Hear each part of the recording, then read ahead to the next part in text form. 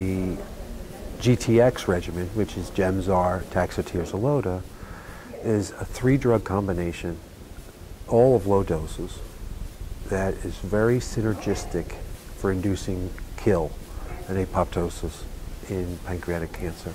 And we've been publishing on GTX now for many years, and it hasn't supplanted FOLFIRINOX, but it's a much, much less toxic regimen. And yet, if you look at the statistics of GTX as published by our institution, by Johns Hopkins, and by MD Anderson, the results are just as good as FOLFIRINOX.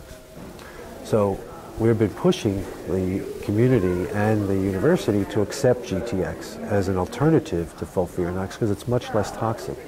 Because to me, any oncologist can make a patient sick.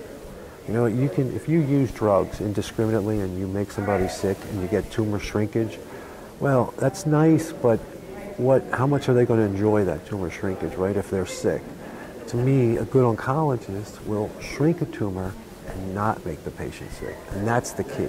So we use low doses of drugs in GTX, in CAPTEM, and we do not get the toxicity that you would with other regimens.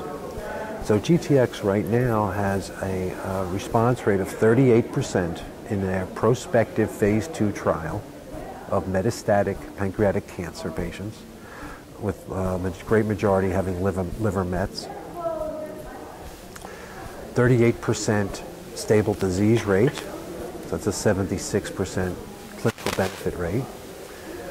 And our progression-free survival is 6.9 months, and our overall survival is 14.7 months, which is the longest ever reported by any institution for pancreatic cancer.